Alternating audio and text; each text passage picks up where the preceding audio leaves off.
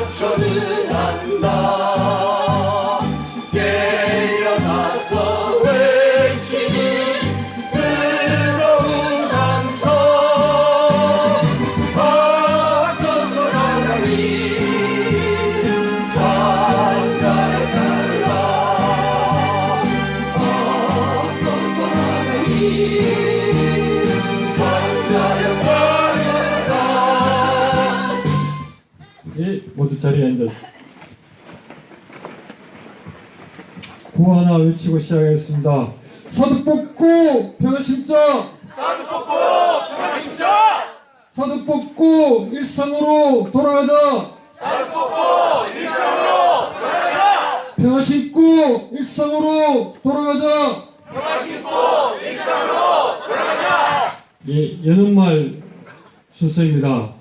성주주민대책위 이석주 공동위원장님 나오셔서 힘찬 연은말 해주시겠습니다. 아유, 대변인 주간 브리핑 한 거 없나?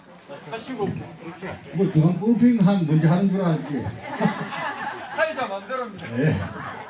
하기사 마이크 진 사회자가 뭐 대빵이니까 막 시킨 대로 해야지 어떻겠습니까? 예. 참 우리 수요 집회도 뭐 오늘 104차라는 2년이 넘었습니다. 2년 동안에 꾸준히 이 자리를 지켜주신 분들 진짜 감사하게 생각합니다. 또 오늘 아까 사회자가 뭐 전국행동에서 오늘 하는 날인데 땜빵으로 사회 본다 하지만 그분들도 마음이 없는 것이 아니고 제가 볼 때는 또 일정상 바쁘다 보니까 오늘 일정에 참석을 못한 것 같습니다. 그렇지만 우리가 남은 사람들이라도 길게 장기적으로 보고 이 사드 반대 투쟁을 계속 연결해 가면은 또 그분들도 시간 나면은 전국에서 또 달려올 때가 있다고 봅니다. 그날을 기다리고 또 이 사드가 뽑힌 날까지도 우리는 열심히 투쟁을 해야 됩니다. 옛날에 또 김병의 효자가 없다고 말씀을 그런 속담이 있습니다. 그렇지만 그분들이 자기 효자가 없다 하는 게 부모님이 아픈데 마음이 바쁘고 또 아까 사회자처럼 일상으로 돌아가 또 먹고 살아야 되니까 자기 일상의 생활을 하다 보니까 좀 여기 참석이 좀 저조하다 이렇게 생각을 하고 우리가 이 자리에서 끈을 놔버리면은 그분들이 오던 분도 발길을 돌릴 겁니다. 이 사드가 이 땅에서 이 한반도 소송뿐만 아니라 어디에도 배치 안 되게 평화를 위해서 외치는 여러분들이 있기 때문에 그분들도 나중에 존경스럽게 생각하면서 다시 소송리로 모여들다고 저는 생각을 하고 그때까지 또 가까이 있는 분들은 꼭 이 자리를 참석을 해서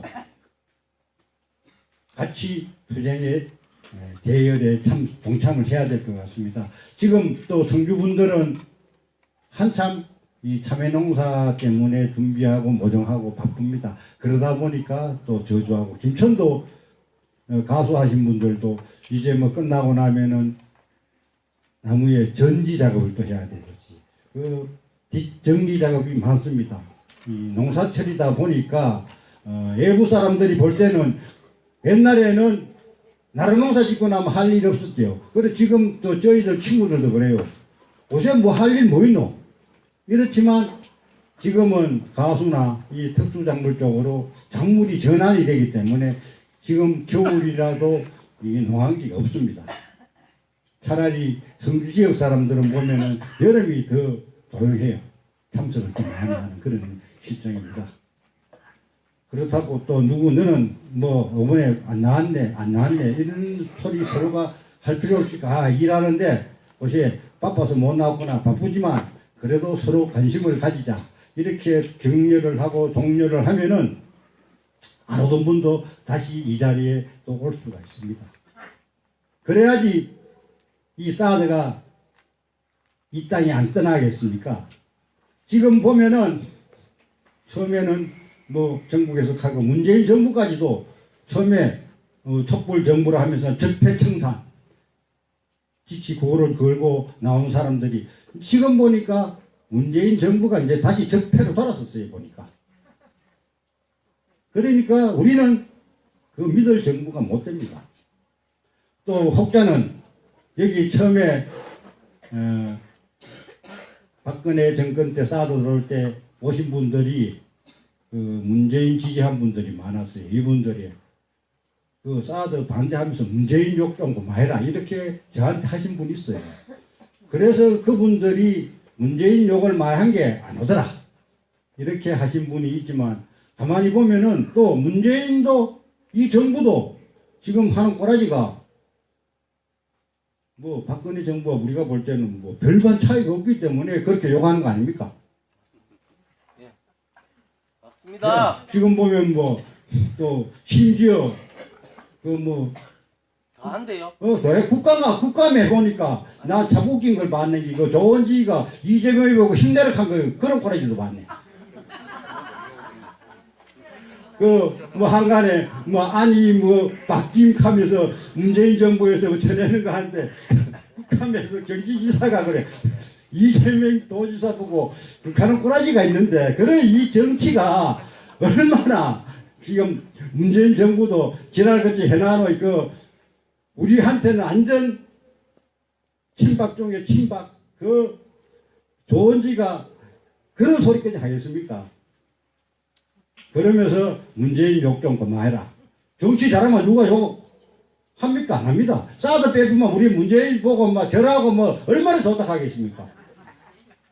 실은 이 사드 가지고 말 한마디 처음에는 뭐 성주 와가지고 후보 시절에는 사드 빼겠다고 약속해 놔놓고 되고 나니까 나 몰라하는 거야. 그러니까 머스마가 했던 말을 번복하는 게 욕 얻어먹는 건 당연합니다.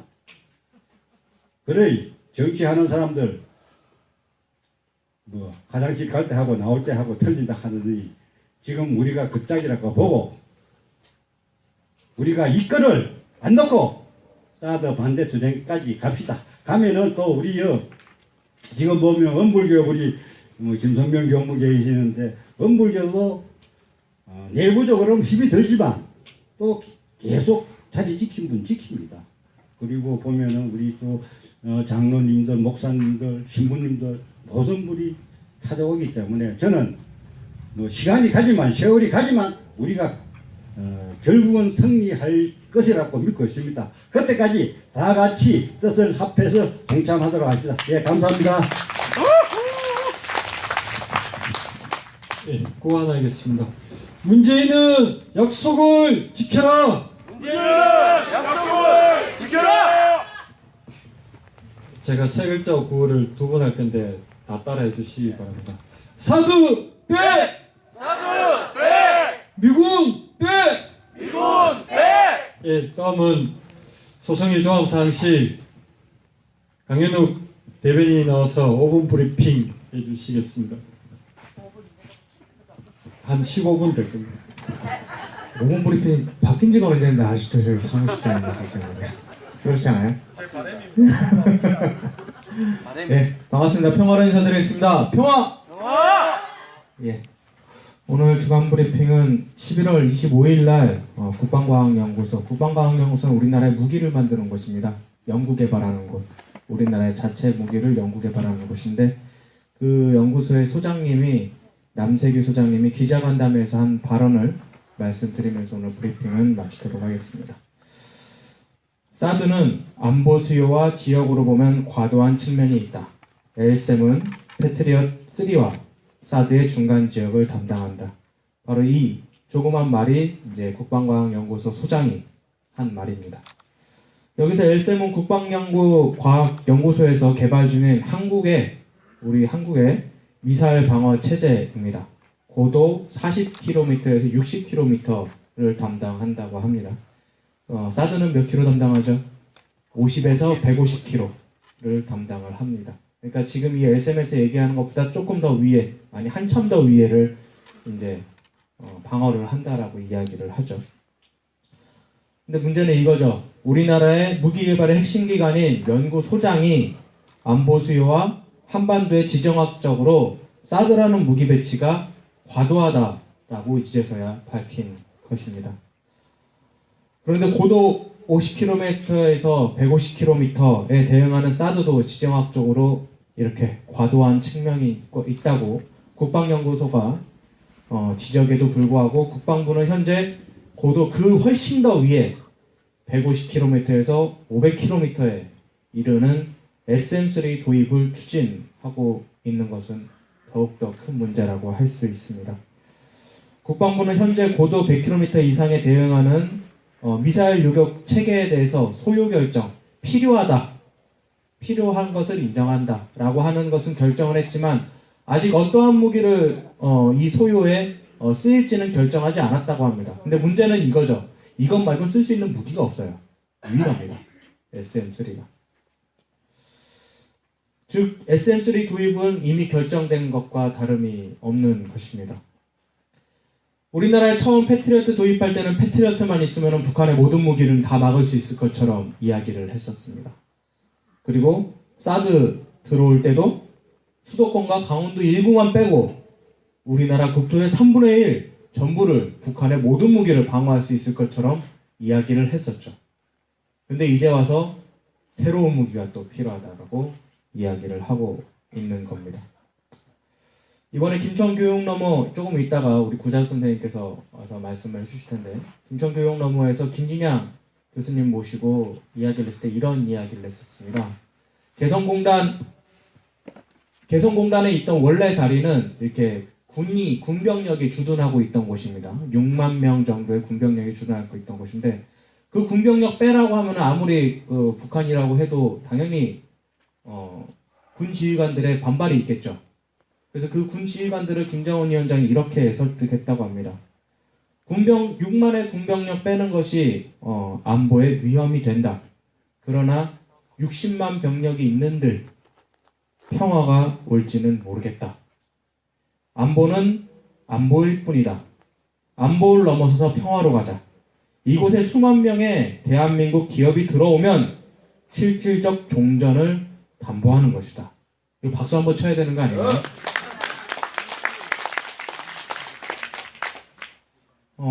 바로 이것이 우리 김대중 대통령이 실질적으로 개성공단을 통해서 원했던 한반도 평화의 어떤 새로운 로드맵이고 그리고 현재 우리가 진행하고 있는 경제제재 해제를 요구하는 것이나 혹은 지금 현재 GPA 철수하면서 남북 정말로 우연찮게 남북 군인들이 악수하는 모습 봤죠. 그런 모습이나 NLL을 평화수역으로 만드는 일이나 모두 같은 효과인 거죠. 국가에 있어서 국방력을 통한 안보는 중요합니다. 하지만 김정일 위원장의 말대로 안보는 안보일 뿐 평화를 담보해주지는 않습니다. 평화라는 목표가 사라진 안보는 결국 군수업체만 배불리고 강대국들의 패권 다툼의 총알바지가 될 뿐이라는 것을 우리는 이미 알고 있습니다. 그리고 개성공단과 비무장지대의 GP 철수, NLL의 평화 수역 조성 사례를 통해서 평화는 무기가 아니라 대화와 협력을 통해 이루어질 수 있다라고 하는 위대한 경험 또한 우리는 했습니다. 청와대는 더 이상 안보 파리를 통해 자신들의 권력을 유지하려는 국방부의 70년 오랜 악습에 휘둘리지 말고 사드 철회를 시작으로 SM-3 도입을 철회를 선언함으로써 판문점 선언과 평화선언에서 약속한 군비 증강이 아닌 군비 통제를 통해 평화로운 한반도 조성 그리고 그 힘으로 한반도 비핵화 평화체제를 추동하겠다는 합의사항을 이행해야 할 것입니다. 구호 외치고 금일 주간 브리핑 마치도록 하겠습니다. 한반도에 평화 온다! 한반도에 평화 온다! 당장 사드 빼라! 당장 사드 빼라! SM-3 철회 선언하라! SM-3 철회 선언하라! 평화! 평화! 예, 금방 강현우 대변인님 다음 순서를 말씀하신 것 같습니다. 김천 촛불의 구자숙 선생님께서 나오셔서 김천군은 교육너머에서 교육을 했던 내용들을 한번 다시 발언으로서 듣도록 하겠습니다. 우리는 사르를 반대합니다. 안녕하십니까. 안녕하십니까.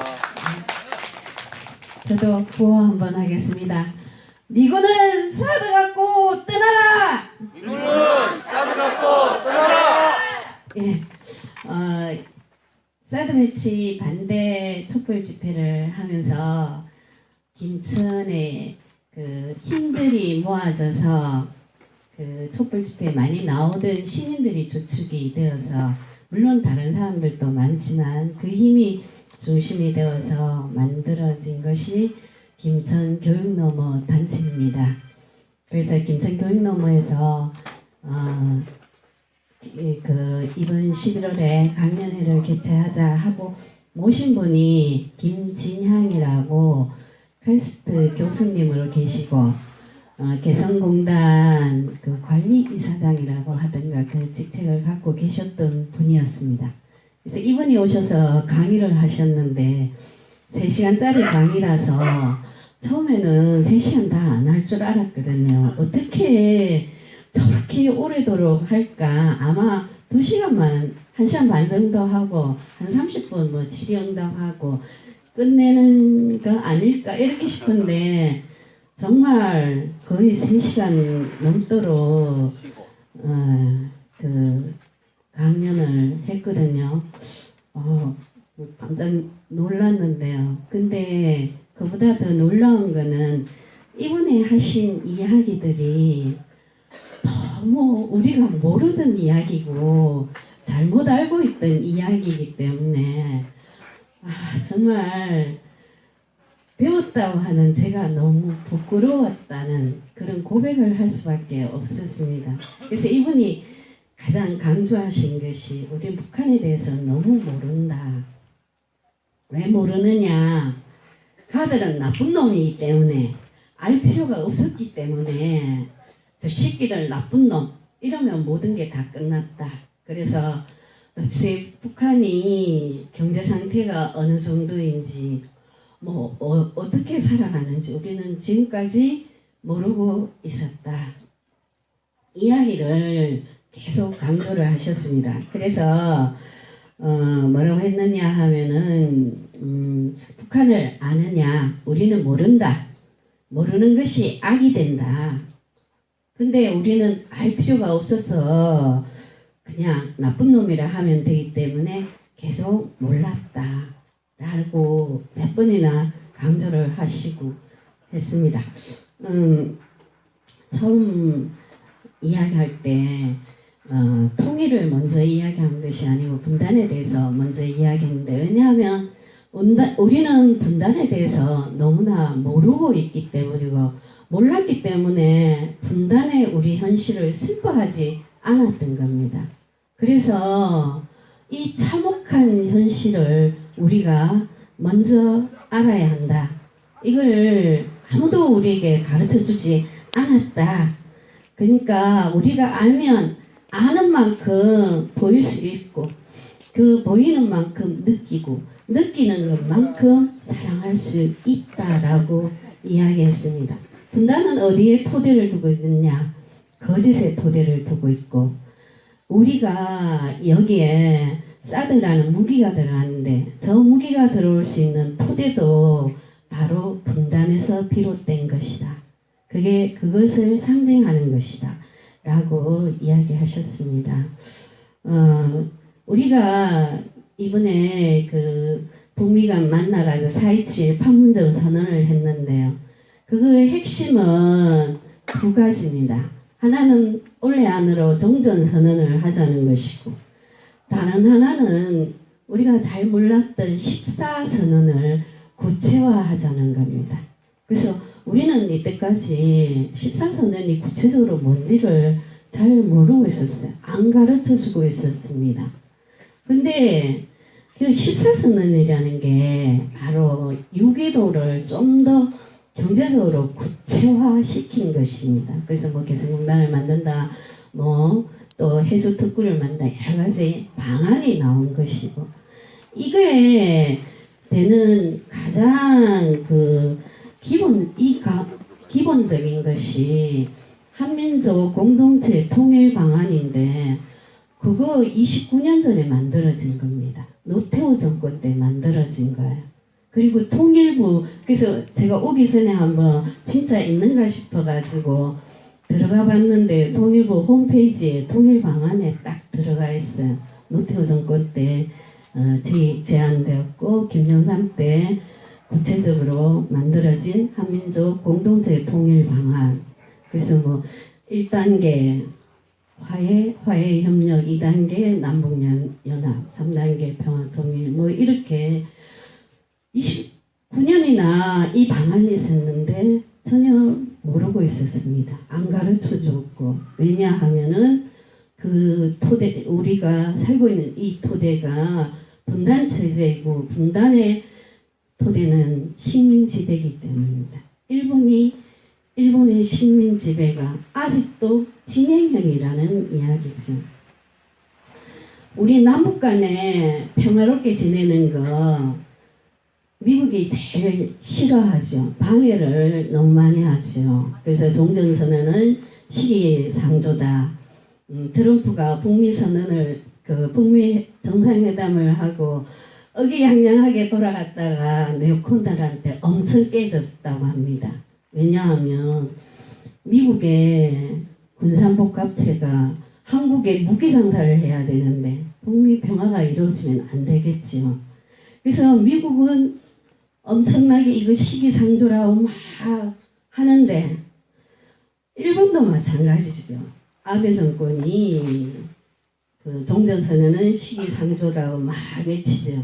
근데 그 사람들은 그래도 돼요. 왜냐하면 자기들 이익에 맞기 때문에. 그런데 우리나라에서 어느 당은 이거 시기상조라고 막 반대를 하고 있죠. 다 퍼주고 공산화시키고 뭐 반대를 하죠. 그래서 그분이 말씀하시는 게 종전선언이 시기상조면 그러면 전쟁을 계속하자는 말인가? 하고 이야기를 했는데요. 어쨌든 간에 이렇게 여러 반대 세력들이 있고 극악하게 반대하고 있어도 세계사적으로 이미 평화시대가 도래되었다. 왜냐하면 미국의 힘이 약화되었다. 북한이 어쨌든 간에 북한과 미국은 6.25 전쟁을 끝내고 서로 휴전협정만 했지 아직 종전선언을 안 했기 때문에 적대적인 관계가 되었죠. 그래서 미국이 가장 적대시하는 나라가 북한이고 엄청난 무기를 갖고 있죠. 그래서 북한은 거기에 살아남기 위해서 자기들도 필사적으로 사실은 핵을 개발했는 거죠. 근데 사실 미국이 엄청나게 무기를 많이 갖고 있고 러시아가 갖고 있고 중국이 갖고 있지만 미국은 러시아나 중국을 두려워하지 않습니다. 왜냐하면 정상적인 외교관계를 갖고 있기 때문에. 그러나 북한이 개발한 핵 하나 때문에 미국은 떨고 있습니다. 왜냐? 적대관계이기 때문이죠. 그렇다면 그 적대관계를 평화관계로 전환해야 되겠죠. 그래서 평화를 이야기할 수밖에 없는 상황에 도달했다.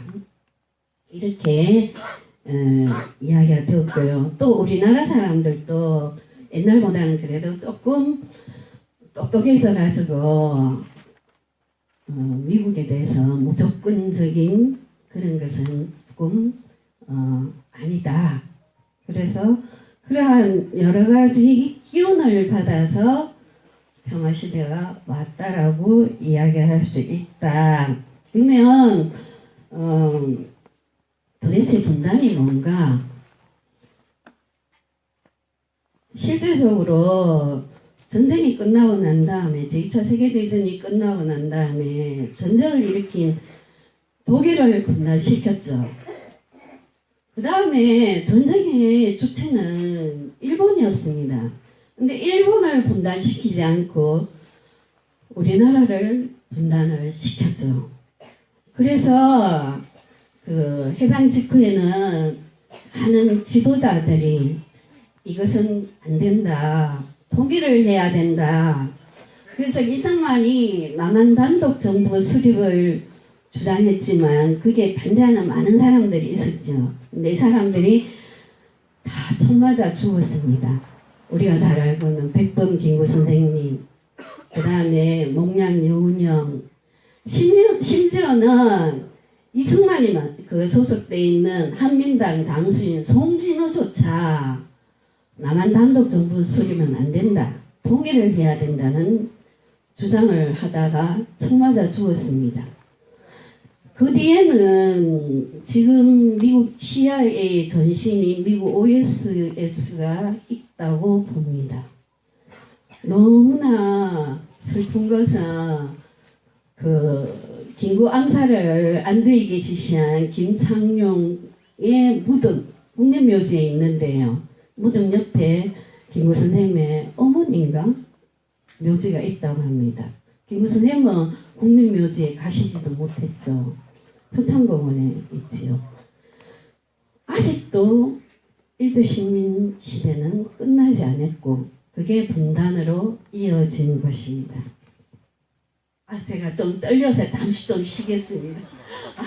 힘내세요. 하면 나서 발언을 해주니까 너무 떨립니다. 그렇게 떨리는데 어떻게 그렇게 말을 잘할 수 있어요? 예? 그렇게 떨리는데 어떻게 그렇게 말을 잘할 수 있어요? 좀 말 못해. 아이고 그러네. 잘 안 넘어가노. 세상이. 그렇게 분단되어서 우리는 이렇게 분단에 대해서 잘 모르는데요.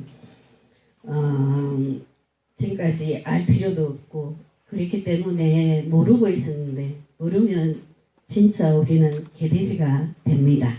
그래서 먼저 알아야 되는 게 20세기에 우리나라 사람들이 1000만 명이 죽었다고 합니다. 일제 식민지 시대 때 끌려가가지고 총알바지가 된 사람들이 600만 명, 6.25 전쟁 때 400만 명. 근데 우리 이 숫자도 잘 모르고 있었잖아요. 그래서 이러한 죽음을 끝내야 한다는 겁니다. 그래서 이제 개성공단 이야기를 하는데요. 아까 그 교무님이 말씀하시듯이 개성공단은 휴전선에 딱 붙어 있습니다. 그래서 이거를 여기에 있는 병사들을 뒤로 한 15km 이동하는 것은 엄청난 사건입니다. 이 개성공단을 처음 만들려고 할 때 미국이 엄청나게 반대를 했다고 합니다. 절대로 안 되는 일. 그래서 노무현 대통령이 미국을 설득해도 안 되니까 마지막에 결단을 내렸다고 해요. 이 정도 설득했으면 우리 마음대로 해도 좀 양해를 해주지 않겠냐. 그래서 만들어진 게 개성공단입니다. 그 이후에도 미국은 계속 반대를 했죠. 틈만 나면 개성공단 문을 닫을 수 있도록 우리 정부를 계속 압박을 가했다고 합니다.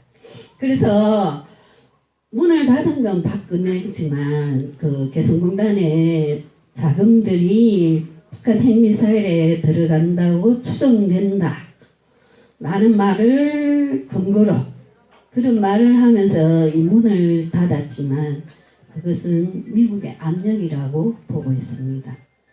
그렇게 되는데요. 사실상 휴전선에서 약간의 충돌이 빚어지면 전면전이 벌어질 수 있는데 그 완충 지역이 되는 것이 개성공단이다. 거기 있던 6만 명의 병사, 포부대, 기갑부대, 기갑부대라는 건 탱크 부대라고 설명을 해주더라고요. 그거를 뒤로 밀은 것이다. 그래서 밀고 여기에 2만 평인가 어마어마한 그 땅을 그 무상으로 임대를 했는데 지금 그게 한 1000여 평밖에 아직 사용을 안 한다고 합니다. 그래서 처음에 그 임금 협상을 할 때 우리 측에서는 야, 한 70불은 줘야 안 되겠나 싸우다가 이제 뭐 그쪽에서 한 100불 익하면 우리는 깎아나 70불을 마지노선으로 하자 이러면서 협상에 들어갔는데 웬걸 이 사람들은 돈이 문제가 아니라 하면서 6.15 선언이 어쩌고저쩌고 하면서 뭐 정확하게 6.15 선언을 하면서 끝에 하는 말이 50불을 달라고 했습니다. 50불이 우리 돈을 한 6, 7만 원 정도.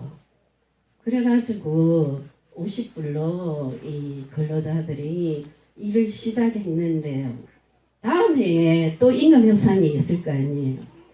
그래가지고 얼마 올려달라 할까 막 걱정을 하면서 갔다고 해요. 근데요, 또 6.15 선언이 어쩌고저쩌고 하면서 하더니 동결합시다. 그래서 3년간 50불로 동결됐다고 해요. 근데 3년이 지나고 나서 김정일 위원장이 화를 냈다고 해요. 아니 왜 이렇게 안 들어오느냐. 많이 들어와가지고 경제를 활성화시켜줘야 하는데 왜 이렇게 안 들어오냐고 화가 나서 임금을 올려달라 했답니다. 그래서 조금씩 올라가서 마지막에는 130불인가 150불인가 하여튼 우리 돈으로 14만원 정도 14만원 주고 우리 거기 개성공단에서 했는데요. 그 제품들이 뭐냐 하면은 하청 기업들이 주로 많이 들어갔기 때문에 옷이 많았다고 하대요. 화장품 뭐 이런 거. 하청 기업은 아시잖아요. 원청 기업에 납부할 때 원청에서 막 값을 깎아가지고 납부하라고 막 하잖아요. 근데 여기서는 원청에 저임금으로 납부해도 이문이 남으니까 너무 좋은 거예요. 이 사람들은. 그렇게 있었는데 마지막에 느닷없이 그 연휴가 끝나는 마지막 날 그 사람들인가 이 사람들을 모이라고 했답니다. 그래서 뭐 때문인가 싶어 모였더니 오늘 오후 5시에 개성공단을 폐쇄한다는 발표를 하겠다. 2시에 발표했는데 기자들한테 엠바고를 걸어놨다. 그래서 사람들이 막 난리가 났대요. 애걸복걸을 하면서 연휴라서 다 거의 다 개성공단을 비웠으니까 그러면 며칠간이라도 일주일이라도 말 밀어줘서 우리가 그 중요한 부품이라도 좀 들고 나오게 해달라. 절대로 안 된다고 해서 겨우겨우 해서 했는 게 한 사람만 각 공장별로 차 한 대 사람 한 사람 가서 물건을 떼우는 게 그래서 우리 왜 그때 사진에 보면 엄청나게 차에다 짐을 바리바리 싣고 나왔잖아요. 어쩔 수 없었던 그러한 상황이었던 거예요. 그래서 누가 질문을 했어요. 그러면 그 사람들한테 무슨 보상이 주어졌느냐 손해를 엄청 봤는데 왜냐하면 하청이니까 원청에 그걸 못 줬으니까 대기업에게 납품을 못했으니까 그 손해 받는 거를 보상받았느냐 하니까 정부는 보상이나 배상이란 말을 하지 않는다고 했어요. 보상이나 배상이란 말을 쓰면 자신들의 잘못을 인정하는 것이 되기 때문에 개성공단 이 폐쇄에 따른 지원 대책해서 지원금이 각 공장별로 나왔는데 문제는 이 지원금은 개성공단이 재개되면 돌려줘야 할 돈이 되는 겁니다. 근데 몇 년이 벌써 지났잖아요. 그 사이에 사장님들이 이 돈을 썼기 때문에 재개되었을 때 돈을 개워내는 게 문제라고요. 그래서 분할 상환이 될 수 있었으면 좋겠다. 뭐 이런 이야기도 하셨습니다. 그래서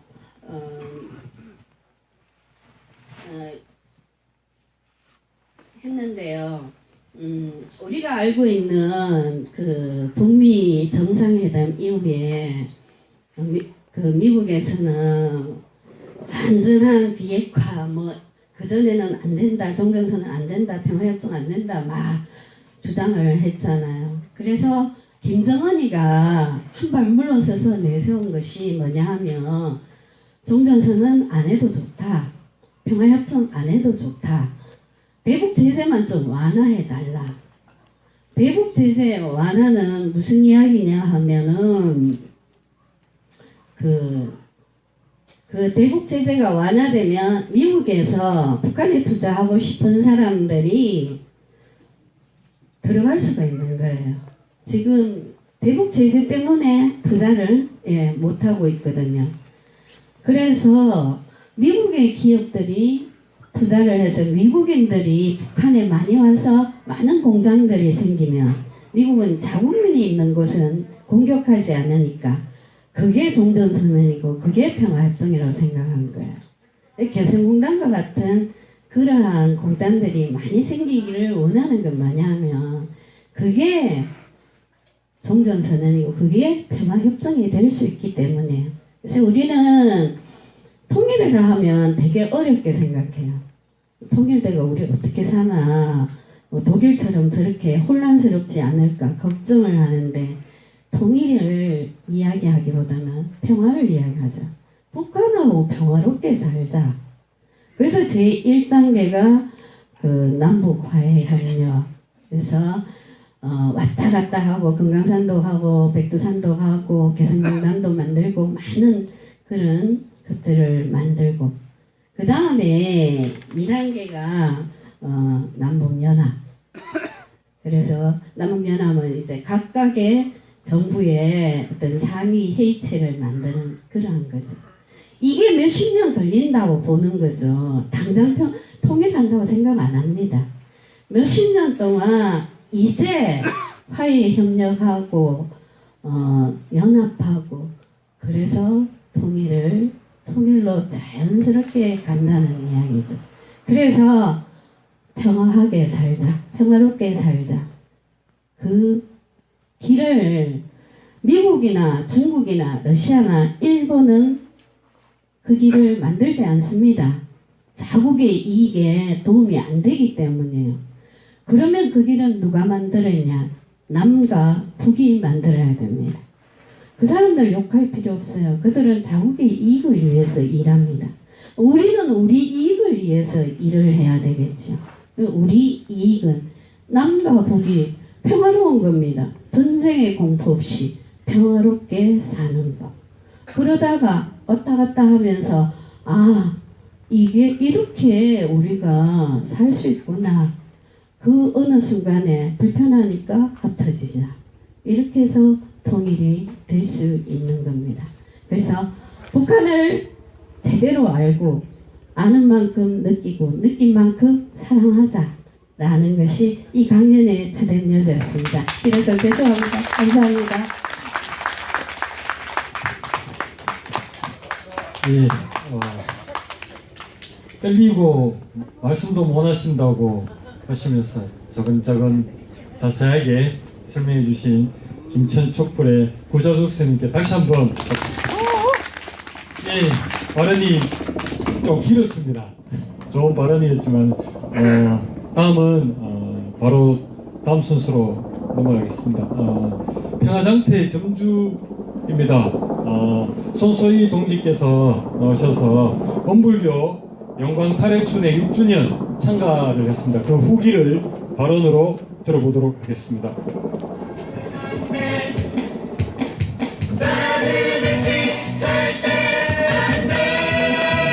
네, 반갑습니다.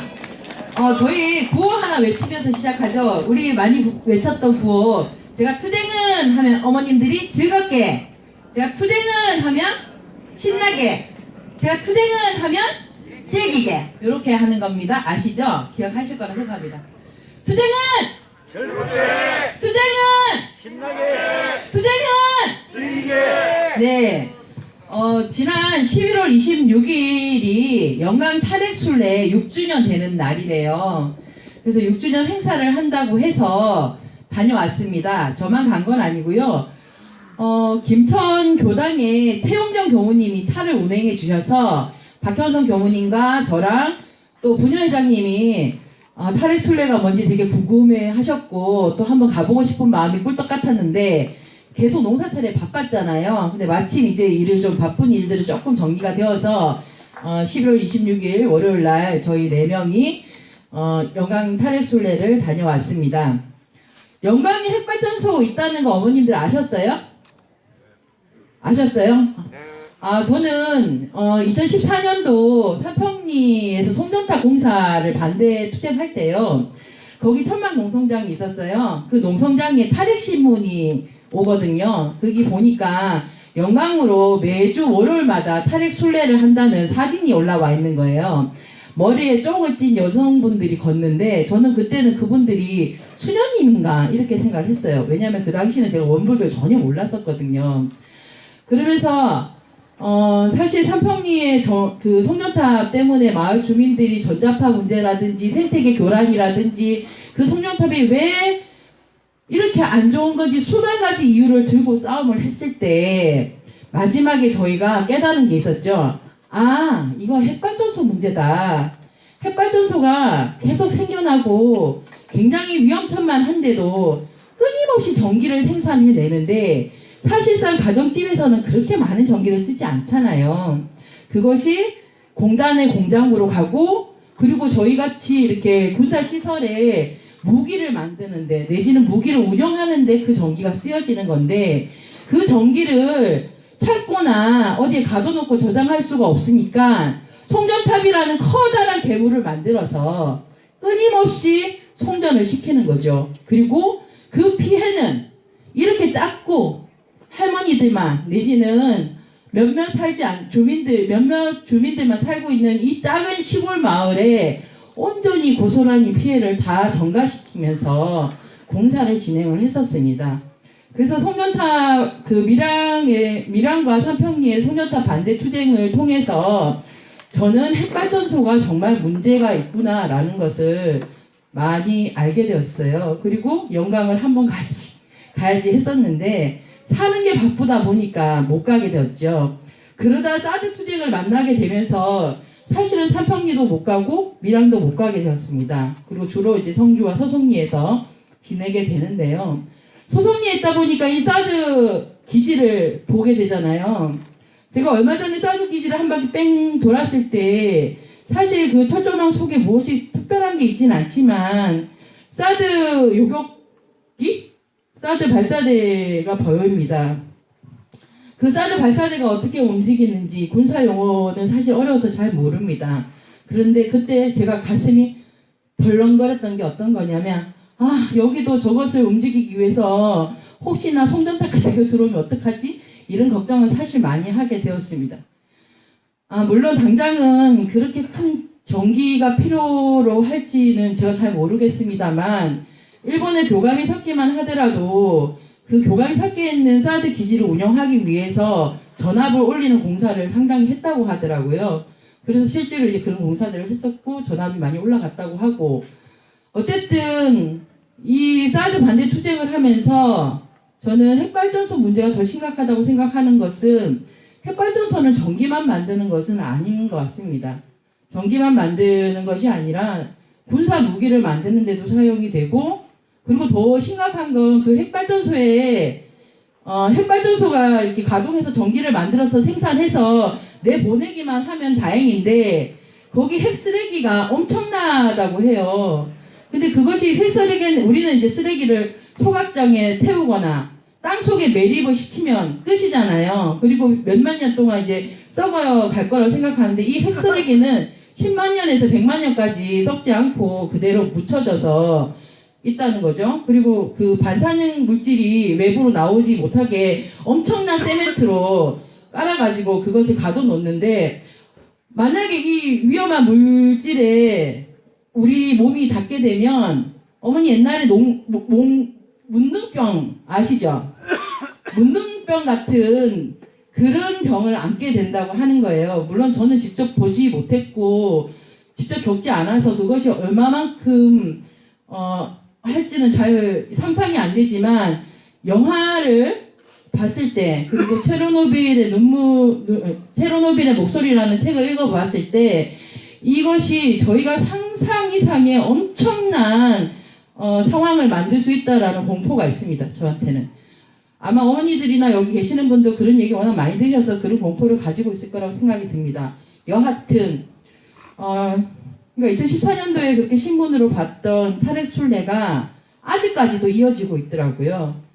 올해 5월까지는 매주 월요일마다 걸었대요. 하루에 22km를 영광 군청에서 영광 핵발전소까지 쉬지 않고 걸었다고 합니다. 그러다 2018년 6월부터 이 걷기만 열심히 할 것이 아니라 탈핵 교육도 열심히 하고 전방위적으로 반핵 운동을 좀 해가자라는 취지에서 한 달에 한 번 마지막 주 월요일 탈핵 순례를 하고 그리고 다른 날들은 좀 탈핵과 관련해서 이런 교육들을 하는데 좀 많은 시간을 쓰신다고 해요. 그래서 이번에 6주년 되는 날 제 부녀 회장님과 함께 참여를 했었고요. 영광에 계시는 분들만 오신 것이 아니라 전국에 이제 많은 교당의 교도님들도 오셨고 그리고 범종교 탈핵 순례다 보니까 천주교 수녀님들도 함께 참여를 하셨더라고요. 그리고 저희처럼 소송리에 이렇게 사드 반대 투쟁하고 있는 저희 주민들이 참여를 해서 그 영광에서 굉장히 저희를 반갑게 맞아주시고 따뜻하게 맞아주셨습니다. 그리고 굉장히 가서 든든했던 건요.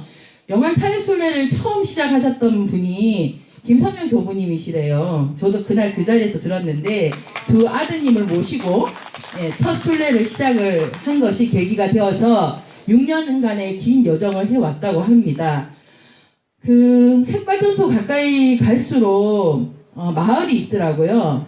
굉장히 근접한 거리의 마을이요. 사드 기지보다 더 가까운 곳에 마을이 있는데 부회장님이 저한테 여기 현수막이라도 핵발전소 반대한다는 현수막이라도 하나 달아놓지 이러실 정도로 아무 현수막이 없어서 마음이 조금 그랬어요. 근데 그 앞에 커다란 간판에 상생발전, 성산리와 한빛 발전이 상생발전하겠다는 큰 간판이 하나 쓰여져 있습니다.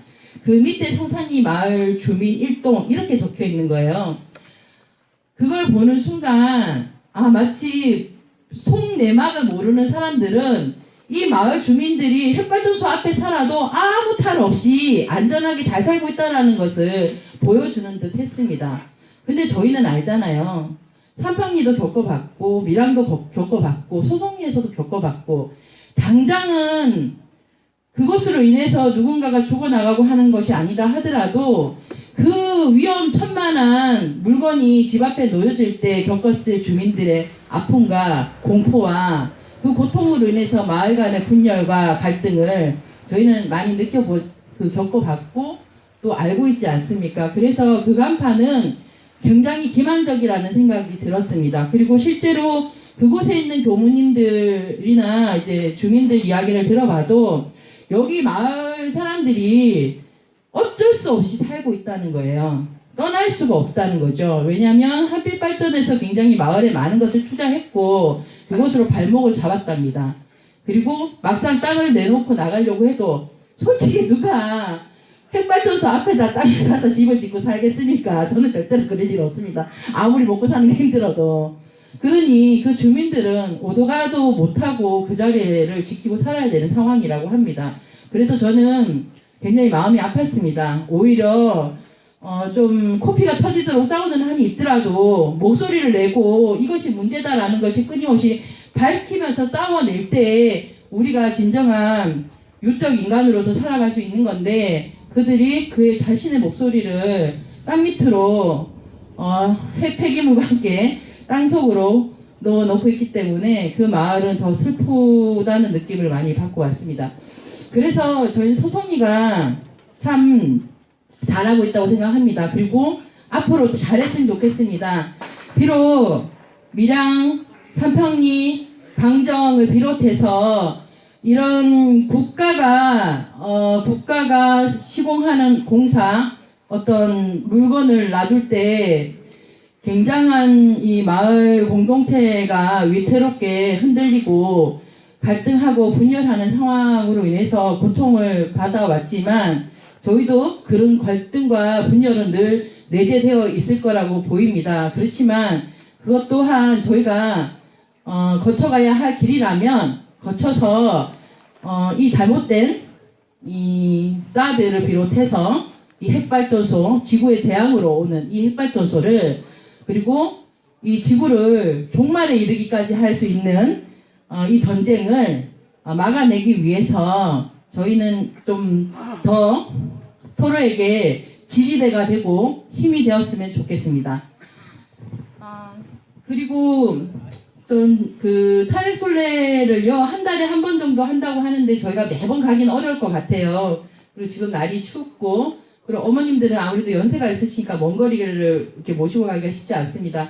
그런데 내년에 봄이 오면 영광 탄핵순례가 계속 이어질 겁니다. 그때 우리 성주 소성리에서 인연을 맺었던 김천분들하고 대구의 연대자들보다 하고 여기 이제 다른 종교인분들하고 함께 버스 맞춰서 가봤으면 좋겠다는 소망을 한 말씀을 드리고요. 그리고 또 저희도 이제 열심히 싸워야 되지만 영광을 비롯해서 사실 경북에도 굉장히 많은 핵발전소가 있잖아요. 그리고 핵발전소를 반대하는 싸움을 하시는 분들이 있는데 사드면 사드, 핵발전소면 핵발전소 이렇게 서로 각자의 싸움만 할 것이 아니라 우리가 핵을 반대하고 전쟁을 반대하는 사람들이 끊임없이 연결해가고 모여져서 바다를 이룰 수 있게끔 같이 해나갔으면 좋겠습니다. 예, 감사합니다. 통으로 마무리하겠습니다.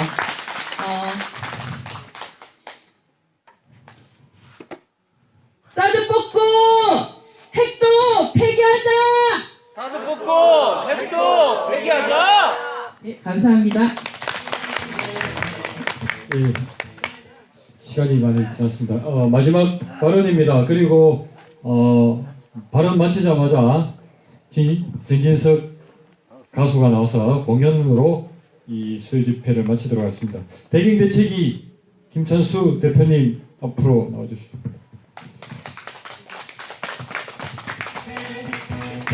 사드를 반대해 우리는 사드를 반대해. 예, 우리 다음 주에 집회 담당입니다. 가불해 갖고 연설. 근데 뭐 발언하신 분도 많고 이렇게 시간도 아지않는데 또 내보고 마이크 줘서 얘기하라면 진석 씨 노래하고 끝내기 좋을 것 같은데 그죠? 맞죠? 구화 말에 찍었다 하겠습니다. 답을 안 하려고. 예, 사드 뽑고 평화 십자. 사드 뽑고 평화 십자! 사드 가야 평화 온다. 사드 가야 평화 온다! 예, 정진석 씨 앞으로 모시겠습니다. 진짜. 예, 준비하는 동안 광고 하나 드리겠습니다. 매주 수요일, 일요일은 김천역 앞에서 김천 촛불이 이루어집니다. 시간 되시고 같이 하고자 하는 연대의 발길을 계속 이어나갔으면 좋겠습니다.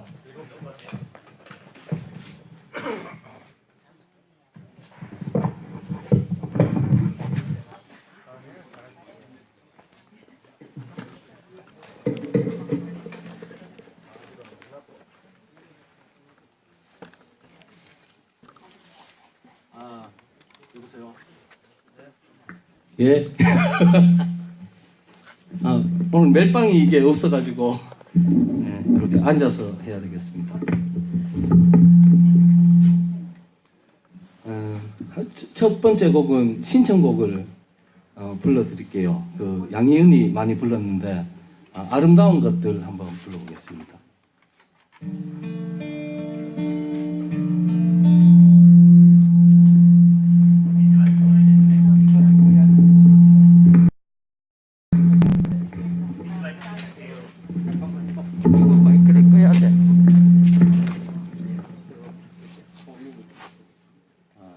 이거 켜야 돼. 켜야 되나? 예, 이걸로 안 돼. 이게 지금 아까 해요. 이게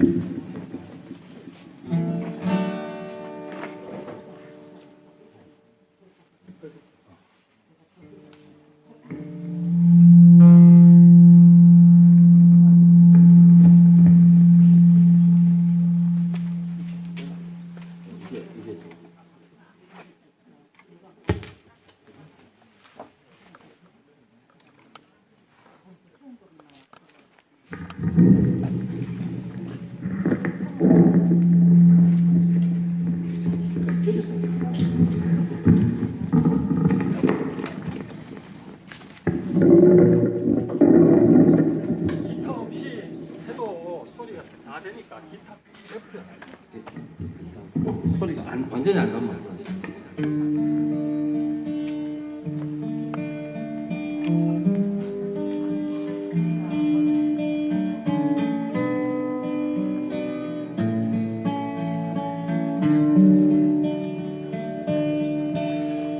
꽃잎 끝에 달려있는 작은 이슬 방울들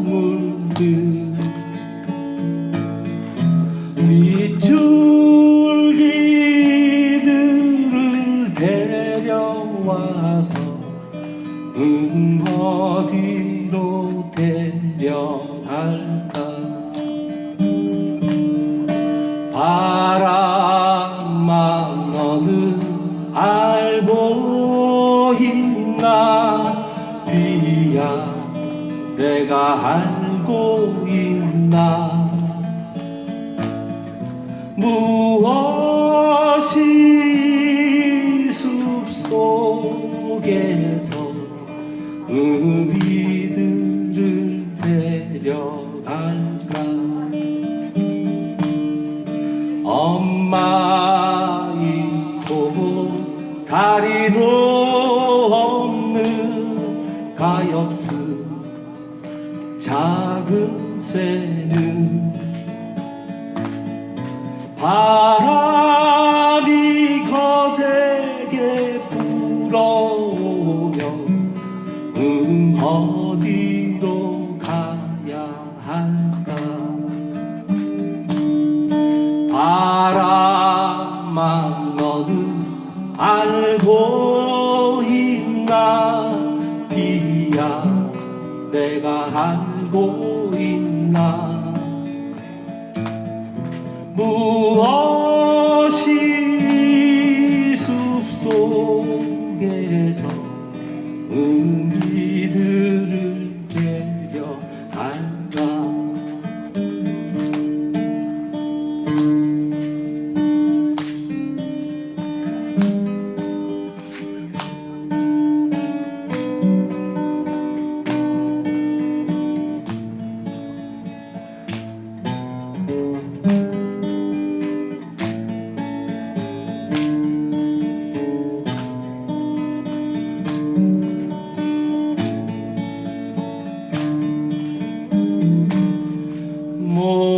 모두가 사라진 숲에는 나무들만 남아있네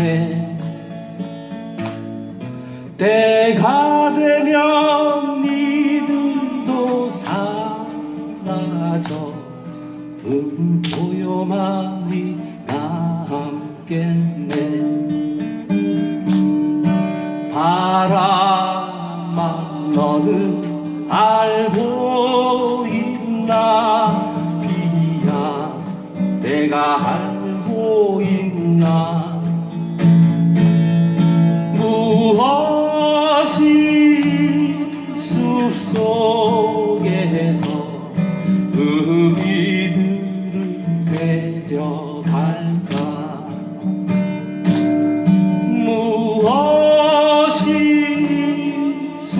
속에서 우리들을 데려갈까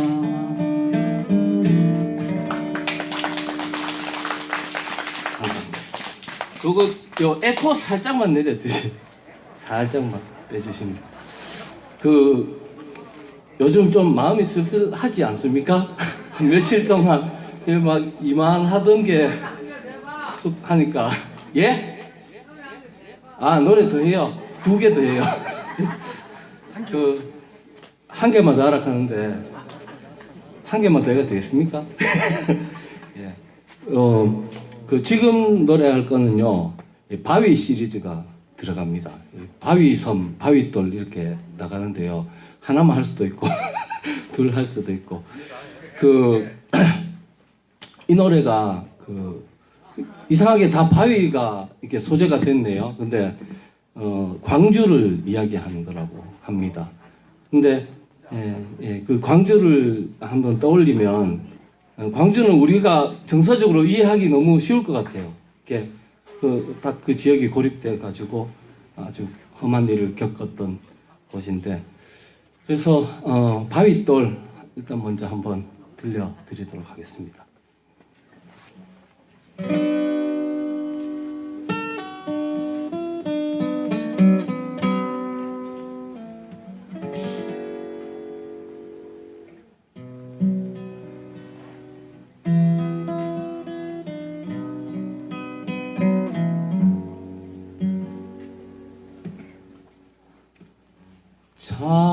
잔디 맞으며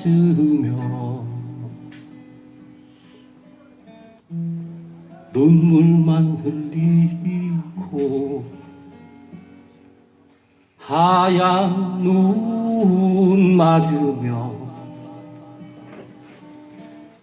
아픔만 달래는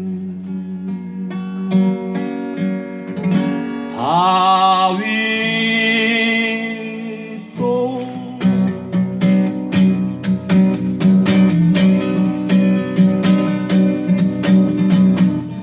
세상만사 야속하고 주저앉아 있을 소냐 어디 타고 이내 청춘 세월 속에 묻힐 소냐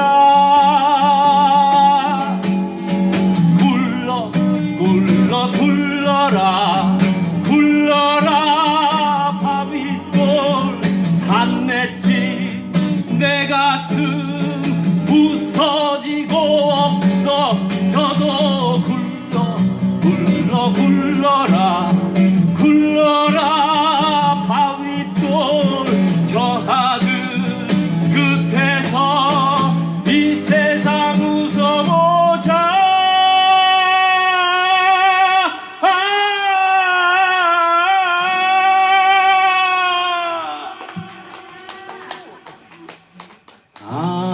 안개 긴 아침에는 고독을 삼키고 바람 부는 날에는 서름만 달래는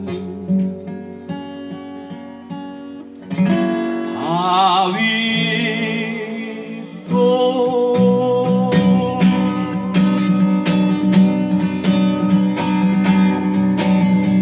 세상만사 약속하고 주저앉아 있을 소냐 어디 타고 이내 청춘 세월 속에 묻힐 소냐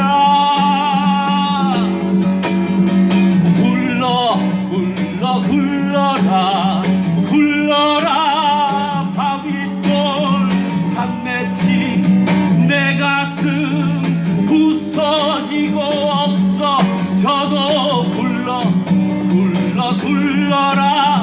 굴러라 바위돌 한 맺힌 세상에 이 세상 웃어보자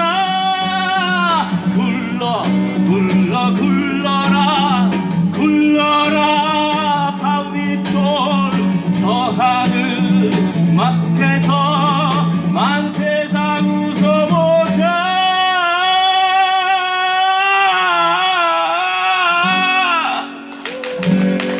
맘마미야 바위돌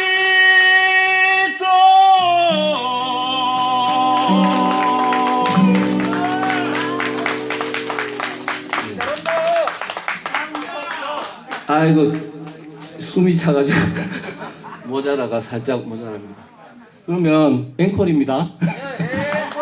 예, 이번에도 이게 노래 바위 섬 한번 불러드리겠습니다.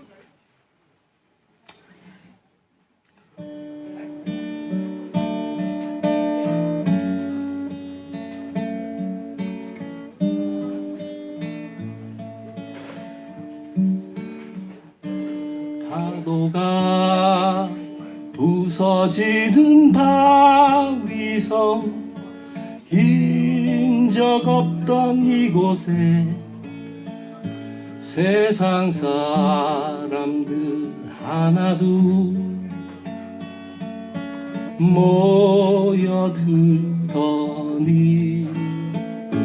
어느 밤 폭풍 후에 휘말려 모두 사라지고 남은 것은 바위섬과 흰 파도라네. 바위섬 너는 내가 미워도 나는 너를 너무 사랑해. 다시 태어나지 못해도 너를 사랑해. 이제는 내 기도 떠나고 아무도 없지만 나는 이곳 바위섬에 살고 싶어라.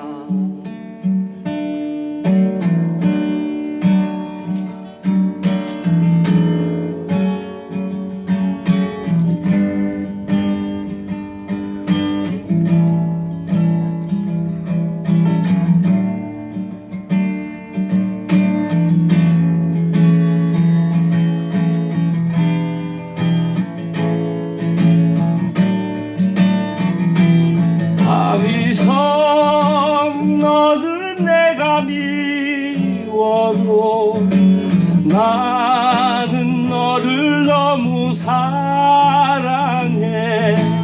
다시 태어나지 못해도 너를 사랑해. 이제는 갈매기도 떠나고 아무도 없지만 나는 이곳 바위섬에 살고 싶어라. 나는 이곳 소성리에 살고 싶어라.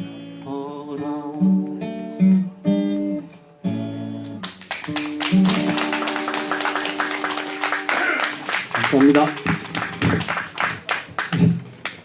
구하나하고 마치도록 하겠습니다. 사두 뽑고 평화 심자.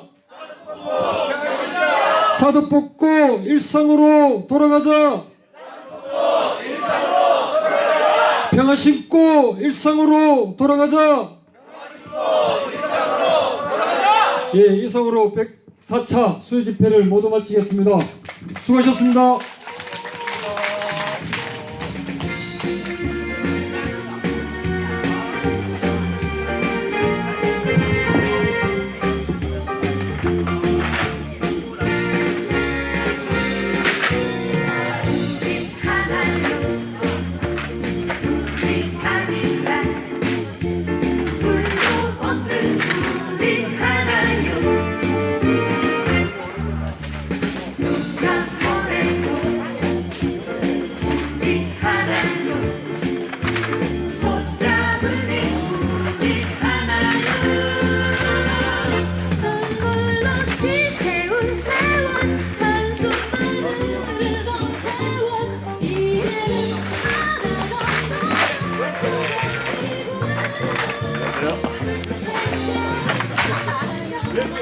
이빨을 짧게 하셨어.